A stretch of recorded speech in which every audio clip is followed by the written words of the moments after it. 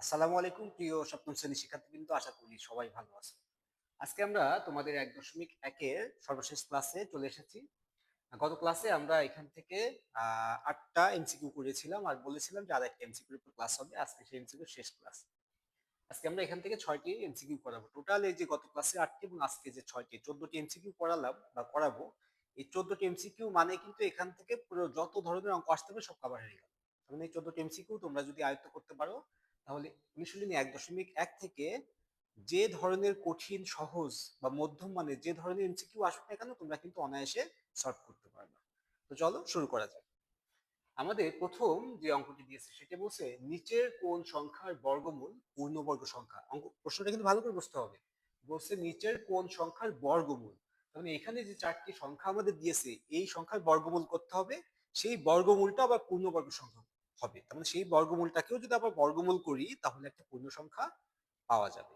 তাহলে ফার্স্ট কাজ হচ্ছে এদের বর্গমূল করা। দেখো, এই যে চারটি সংখ্যার বর্গমূল করতে তো সময় লাগবে, তাই না? চারটি প্রসেসে। এই জন্যই কিন্তু আমি প্রথম ক্লাসে বলছিলাম যে তোমাদের 1 থেকে 20 পর্যন্ত সংখ্যাগুলোর বর্গ কিন্তু মনে রাখতে হবে। ঠিক আছে? তাহলে আমরা একটু সংক্ষেপে, আমরা যেহেতু ডিটেলস কিভাবে বর্গমূল বের করতে হয় এটা কিন্তু আমরা জানি, তাই না? আমরা খুব সংক্ষেপে একটু দেখবো। দেখো, 6 আছে শেষে, তাই না? এবং 196, তখন 10 স্কোয়ার মানে 100, তাহলে 10 থেকে 20-এর মধ্যে হবে এই সংখ্যাটি। শেষে 6 আছে মানে কত? 4-এর যদি বর্গ করি 6 হবে, আর 6-এর যদি বর্গ করি 6 হবে। 14 যার একক স্থানাঙ্কে 4 আছে, আর 16 যার একক স্থানাঙ্কে 6 আছে। 14-এর বর্গ যদি করি আমরা তাহলে পাবো 196। কি করে? এই যে বললাম যে এটা কিভাবে করতে হয়, 4 স্কোয়ার 16, 16 6 হাতে 1, 4 4, 4 দুগুণে 8 আর 1 9, 1 এর স্কোয়ার করলে এই যে 1, 196। এটা তো তোমরা বোঝো বা পারো। 225, দেখো শেষে আছে 5, তাহলে 10 থেকে 20-এর মধ্যে 5 আছে কোন সংখ্যাটির শেষে? শুধু 15। তাহলে 15-এর বর্গ করলে সেটা হবে 225। তাহলে এটা 15 স্কোয়ার সমান সমান 225। ওকে, এখন তোমাদের প্রশ্ন অনেকের প্রশ্ন আসতে পারে যে আমি কেন 12 15 মানে 10-এর উপরে থেকে 20-এর নিচে নিচ্ছি? কারণ 10 স্কোয়ার মানে কত? 100। আর 20 স্কোয়ার মানে কত? 400। তাহলে দেখো এখানে যে চারটি সংখ্যা দিয়েছে সবাই কিন্তু 100 থেকে 400-এর মধ্যে, তাই না? তাহলে এদের মূল সংখ্যা কত ছিল? 10 থেকে 20। তাহলে এই প্রত্যেকটি সংখ্যা 10 থেকে 20-এর বর্গ। 10 থেকে 20-এর মধ্যে যে সংখ্যাগুলো, এই সংখ্যার বর্গ করলে এই প্রত্যেকটি সংখ্যাই পাওয়া যাবে। এখন আমাদের খুঁজে বের করতে হবে যে 10 থেকে 20-এর মধ্যে কোন সংখ্যার বর্গ কোনটি। যেমন আমরা পেয়ে গেলাম 14-এর বর্গ করলে 196 হয়, 15-এর বর্গ করলে 225 হয়। 256 শেষে 6 আছে একক স্থানীয় অঙ্কে, তাহলে একক স্থানীয় অঙ্কে 6 হবে কোন সংখ্যা গুণ করলে? 4 আর 4 আর 6 আর 6, তাই না? 4 4 16, 6 6 36, সেখানেও একক স্থানাঙ্কে 6 হবে। তাহলে আমরা কিন্তু অলরেডি পেয়ে গেছি 10 থেকে 20-এর মধ্যে দুইটা সংখ্যা গুণ করলে শেষে 6 হবে, একটা 14 আর একটা হচ্ছে 16। 14 কিন্তু আমরা অলরেডি পেয়ে গেছি, বাকি থাকলে 16। তাহলে 16-র যদি বর্গ করি আমরা তাহলে পাবো কত? 256। আর শেষে আছে 9, কোন সংখ্যা গুণ করলে শেষে 9 হয় বলো তো? 7। 7 7 49, আর আছে 3, 3 3 9। তাহলে দেখো 10 থেকে 20-এর মধ্যে 3 আছে একটা সংখ্যা, তাই না? 13, আর 7 আছে একটা সংখ্যা 17। 13 গুণ করলে 13 গুণিত 13 169, আমরা জানি 17 গুণিত 17 289। তাহলে আমরা লিখতে পারি কত? 17 স্কোয়ার সমান সমান 289। ওকে, এগুলা তোমরা একটু মাথায় রাখবা 10 থেকে 20 পর্যন্ত, তাহলে কিন্তু তোমাদের এগুলা ঝটপট করে তোমরা বলতে পারবে। সংখ্যা দেখেই বুঝে ফেলবা যে এর বর্গমূল 14, এর 15, এর 16, এর 17। ওকে, তাহলে আমরা প্রথমে বর্গমূল পেয়ে গেলাম, তাই না? কর বর্গমূল আমরা পেয়েছি কত? 16। খর বর্গমূল পেয়েছি আমরা কত? কর বর্গমূল পেয়েছি আমরা 14, খর বর্গমূল পেয়েছি আমরা 15, গড় বর্গমূল পেয়েছি আমরা 16, আর ঘর বর্গমূল পেয়েছি আমরা 17। আমাদের বলছে নিচের কোন সংখ্যার বর্গমূল, তাহলে নিচের কোন সংখ্যার বর্গমূলটা আমরা আগে বের করে নিলাম যে 14 হবে, 15 হবে, 16 হবে, 17 হবে।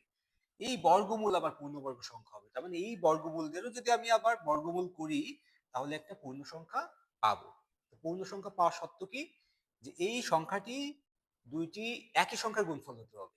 দেখো তো 14-কে তুমি যদি একই সংখ্যার গুণফল লিখতে পারো? 3 গুণিত 3 9, 4 গুণিত 4 16 হয় না। 15 করে লিখতে পারবা না, 3 গুণিত 5 মানে 15। কিন্তু 5 গুণিত 5 বা 3 গুণিত 3 কি একই সংখ্যার গুণফল কি 15 হয়? হয় না, কিন্তু 16 কে লেখা যায়। 4 গুণিত 4 মানে 16। তার মানে 16 কে যদি বর্গমূল করি আমি, তাহলে যেহেতু এক জোড়া উৎপাদক আছে, এই এক জোড়া থেকে একটা সংখ্যা আসবে, পাবো কত? 4। তাহলে দেখো 16 কে যদি বর্গমূল করি তাহলে কিন্তু আমি একটা পূর্ণ সংখ্যা পাচ্ছি। আমাদের প্রশ্নটা সেটাই ছিল, যে নিচের কোন সংখ্যার বর্গমূল পূর্ণবর্গ সংখ্যা। তাহলে নিচের এই যে 256 বর্গমূল 16, সেই 16 আবার পূর্ণবর্গ সংখ্যা, কারণ 16 বর্গমূল করলে একটা পূর্ণ সংখ্যা পাওয়া যাচ্ছে। আশা করি বুঝতে পেরেছো। তাহলে আমাদের অ্যান্সার হচ্ছে গ। ওকে, এরপরে আমাদের দুইয়ে বলছে নিচের কোন সংখ্যাটিকে বর্গ করে 29 যোগ করলে 758 হয়। 29 যোগ করলে 758 হয়। এখানেও একটা কনফিউজিং প্রশ্ন, কনফিউজিং মানে একটু বড় মনে হচ্ছে, যে এই চারটাই তো তাহলে বর্গ করতে হবে, চারটা বর্গ করে চারটার সাথে 29 যোগ করে দেখতে হবে কোনটার সাথে যোগ করলে 758 হয়। কিন্তু এখানে একটা ইন্টারেস্টিং ব্যাপার আছে, সেটা হচ্ছে তোমার যোগ করতে হবে কত? 29। যোগফল কত হবে? 758। তার মানে এটার একক স্থানাঙ্ক 9, এবং যেই আমি যে বর্গটা বের করব সেই বর্গের একক স্থানাঙ্ক 9 হতে হবে। 9 9 যোগ করলেই তো 18 8 হয়। আমি বোঝাতে পারছি কিনা জানি না, আমি তোমাদের আবার বলি। আমাদের যোগফল যেহেতু বের করতে হবে কত? 758, তাই না? আমাদের এর সাথে যোগ করতে হবে কত? 29। তাহলে যেই সংখ্যাটি আমরা বের করব সেই সংখ্যার একক স্থানাঙ্ক 9 হতে হবে সেই বর্গের, কারণ 9 9 যোগ করলেই তো 8 পাবো আমি, এই যে 8, তাই না? যেহেতু 29 যোগ করার ফলেই 758 হবে, তাহলে যেই সংখ্যাটি আমরা বের করবো ওই সংখ্যা শেষেও কি হতে হবে? 9 হতে হবে। আশা করি বুঝতে পেরেছো তোমরা। তাহলে ওই সংখ্যা শেষে 9 হতে গেলে দেখো তো কোন সংখ্যা বর্গ করলে শেষে 9 হয়। তাহলে এর শেষে আছে 8, 8 এর স্কয়ার করো, 8 8 64, একক স্থানাঙ্ক 4 হয়, হবে না। 6 এর স্কয়ার করো, 6 4 36, একক স্থানাঙ্ক কত আসতেছে? 6, হবে না। 5 এর স্কয়ার করো 25 এর, তাহলে 25 এর স্কয়ার করলে এত 5 আছে, 5 এর স্কয়ার করলে 5 5 25, শেষে 9 হচ্ছে না। কিন্তু 7 এর স্কয়ার করলে 27 এর 7 7 49, এতে কত আসতেছে? শেষে 9। এই দেখো আমরা কিন্তু এটাই চাচ্ছিলাম। তাহলে আমরা সহজে কিন্তু বুঝে ফেললাম যে কোন সংখ্যাটি হবে? 27 হবে। আমরা একটু দেখি এবার।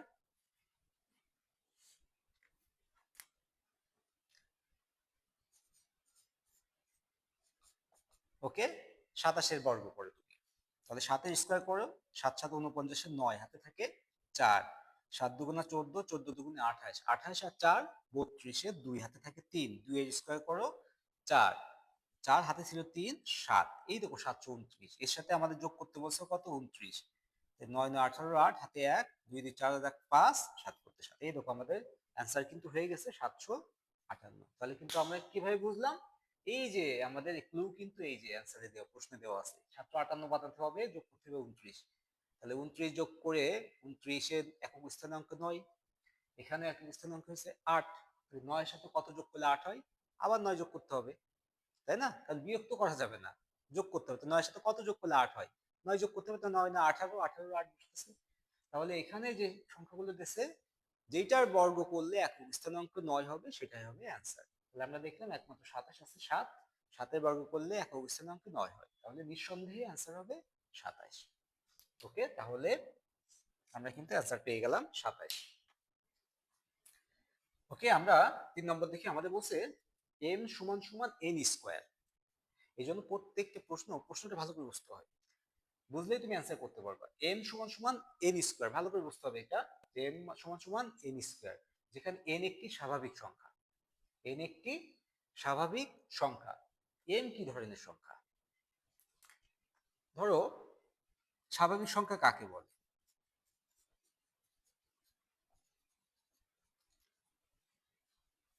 স্বাভাবিক সংখ্যা হচ্ছে পূর্ণ ধনাত্মক সংখ্যা, তাই না? মানে ধনাত্মক পূর্ণ সংখ্যা, যে সংখ্যাগুলো যোগবোধক এবং পূর্ণ, তাদেরকে স্বাভাবিক সংখ্যা বলে। তাহলে 1 থেকে শুরু করে যত পূর্ণ সংখ্যা আছে সবগুলি স্বাভাবিক সংখ্যা। 1 2 3 4 5 6 7 8 9 10, এভাবে গুনতে গুনতে তুমি যত পর্যন্ত গুনতে পারো সব সংখ্যাই কি হবে? স্বাভাবিক সংখ্যা। কারণ এই সংখ্যাগুলোর আগে দেখো কোনো মাইনাস নাই, তো সবগুলো প্লাস সংখ্যা, ধনাত্মক সংখ্যা, এবং প্রত্যেকটা সংখ্যায় পূর্ণ সংখ্যা, এরা কিন্তু ভগ্নাংশ নয়। তাহলে এরা হচ্ছে স্বাভাবিক সংখ্যা। তাহলে স্বাভাবিক সংখ্যা এন হচ্ছে স্বাভাবিক সংখ্যা, তাহলে স্বাভাবিক সংখ্যা যদি স্কোয়ার করো, ধরো একের স্কোয়ার, তাহলে এক পাবা। এটা একটা স্বাভাবিক সংখ্যা, কারণ এটা হচ্ছে ধনাত্মক পূর্ণ সংখ্যা। আবার যদি দুইয়ের স্কোয়ার করো, তাহলে কি পাচ্ছ? চার। চারও একটা স্বাভাবিক সংখ্যা, কারণ এটা ধনাত্মক পূর্ণ সংখ্যা। একইভাবে তিনের স্কোয়ার করো, পাচ্ছ নয়। নয়ও স্বাভাবিক সংখ্যা, কারণ ধনাত্মক পূর্ণ সংখ্যা। তাহলে এখানে যত সংখ্যাই তুমি আসুক না কেন, সেই সংখ্যার বর্গ করলে কিন্তু আর একটা স্বাভাবিক সংখ্যাই তুমি পাবা। তার মানে একটা স্বাভাবিক সংখ্যার বর্গ করলে অবশ্যই আর একটা স্বাভাবিক সংখ্যা পাওয়া যায়। তাহলে এম সমান সমান ছিল এন স্কোয়ার। এম সমান সমান ছিল এন স্কোয়ার। তাহলে এন ছিল স্বাভাবিক সংখ্যা, তাহলে এন স্কোয়ারও স্বাভাবিক সংখ্যা হবে। তাহলে এম সমান সমান এন স্কোয়ার যদি হয়, এন স্কোয়ার স্বাভাবিক সংখ্যা, তাহলে এম হচ্ছে কি? স্বাভাবিক সংখ্যা। বুঝতে পারছো? তাহলে কি হবে এখানে? যে স্বাভাবিক সংখ্যা। এখন দেখো আমাদের প্রশ্ন কি আছে, বলছে জোড় সংখ্যা, বিজোড় সংখ্যা, পূর্ণবর্গ সংখ্যা, অবাস্তব সংখ্যা। আমরা কিন্তু জানি স্বাভাবিক সংখ্যা হবে, কিন্তু অপশনে স্বাভাবিক সংখ্যা আমাদের দেয়নি, একটু চালাকি করেছে, তাই না? এখন জোড় সংখ্যা বলেছে, বিজোড় সংখ্যা বলেছে। এখন জোড় বিজোড় দুইটাই হতে পারে। কেন? আমি যদি এখানে থেকে বিজোড় সংখ্যা নিই, তার বর্গ করি, তাহলে বিজোড় সংখ্যা পাবো। যেমন একের বর্গ এক, তিনের বর্গ নয়, পাঁচের বর্গ 25, বিজোড় সংখ্যা। আর আমি এখান থেকে যদি জোড় সংখ্যা নিই, তাহলে জোড় পাবো। দুইয়ের বর্গ চার, চারের বর্গ 16, ছয়ের বর্গ 36, জোড় পাচ্ছি। তাহলে কোনটা নিব তার উপর ডিপেন্ড করে। এখন এন এর মান কি জোড় সংখ্যা না বিজোড় সংখ্যা, তুমি কি জানো? কেউই জানে না।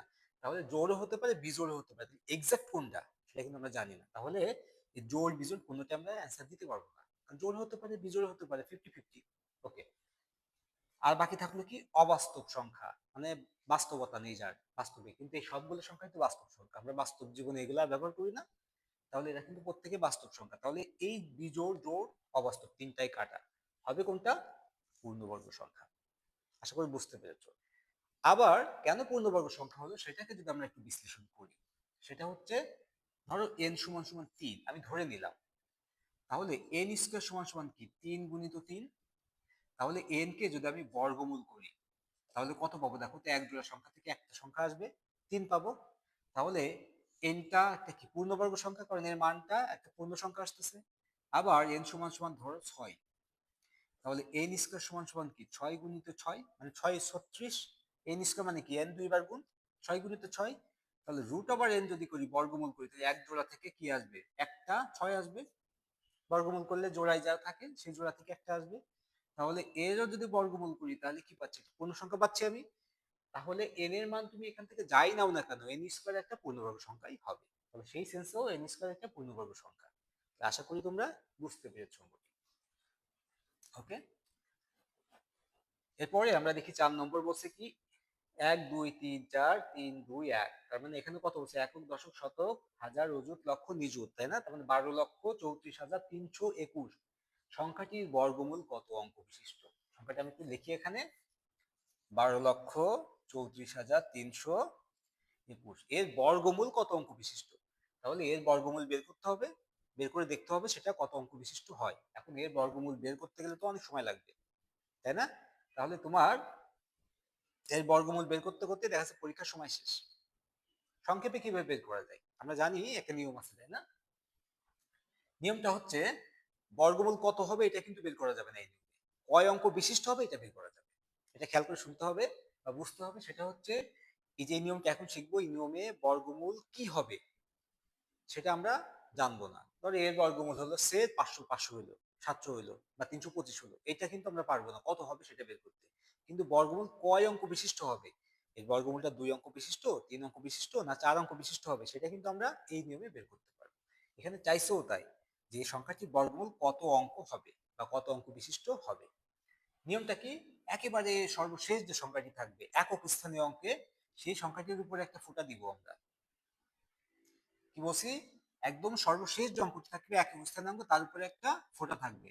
তারপরে এক সংখ্যা গ্যাপ গ্যাপ যে ফোঁটা হবে, এটার উপর ফোঁটা দিছি, এই সংখ্যা গ্যাপ, এর উপরে ফোঁটা, এই সংখ্যা গ্যাপ, এর উপরে ফোঁটা, এই সংখ্যা গ্যাপ, এর উপরে ফোঁটা, এইভাবে চলতে থাকবে। এখন আমাদের যেহেতু এখানে সংখ্যা শেষ, এবার ফোঁটাগুলো গুনে ফেলি। একটা, দুইটা, তিনটা, চারটা ফোঁটা হয়েছে, তাহলে এর বর্গমূল হবে 4 অঙ্ক বিশিষ্ট। 4 অঙ্ক বিশিষ্ট কোথায়? এই যে খ, অ্যান্সার খ। আশা করি বুঝতে পেরেছো তোমরা। ওকে, এবার আমরা 5 নম্বর অঙ্কটি দেখি। 5 আমাদের বলছে 16 সংখ্যাটি, 16 একটা সংখ্যা, কি কি বৈশিষ্ট্য আছে দেখো। একে বলছে বর্গমূল একটি পূর্ণবর্গ সংখ্যা। তার মানে 16 যদি বর্গমূল করি আমরা, তাহলে কি পাবো আমরা? পূর্ণবর্গ সংখ্যা পাবো, তাই না? আমরা দেখি 16কে যদি বর্গমূল করি তাহলে কি পাবো? দেখো তো 16 মানে কি 4 গুণিত 4 ছিল, তাহলে যদি বর্গমূল করি তাহলে এই দুইটা সংখ্যা এক জোড়া সংখ্যা থেকে কি আসবে? একটা 4 আসবে। তাহলে একটা পূর্ণ সংখ্যা পাইছি আমি 16 এর বর্গমূল করলে, তাহলে 16 একটি পূর্ণবর্গ সংখ্যা, তাহলে ক ঠিক আছে। আর যেহেতু পূর্ণ সংখ্যা পাইছি, দেখো বর্গমূল একটি পূর্ণ সংখ্যা, 16 এর বর্গমূল তো একটি পূর্ণ সংখ্যা, তাহলে দুইটাই ঠিক আছে, তাই না? এবার 3 এ বলছে বর্গের একক স্থানীয় অঙ্ক 6, তার মানে 16 যদি আমি বর্গ করি তাহলে যে বর্গ পাবো সেই বর্গের একক স্থানীয় অঙ্ক 6 হবে। 16 বর্গ করলে কত হচ্ছে? 6 স্কয়ার, 36 এর 6 হাতে কি 3, 6 একে 6, 6 দুগুণে 12, 12 আর 3 15, 5 হাতে 1, 1 এর স্কয়ার করলে 1, আর হাতে 1 ছিল 2, 256। দেখো তো 16 এর বর্গ করলে যে সংখ্যাটি পাইছি তার একক স্থানীয় অঙ্ক কি আছে? 6 আছে, তাহলে এটাও সঠিক। তাহলে তিনটাই আছে কোনটাই অ্যান্সারে? দেখো এই যে ঘ।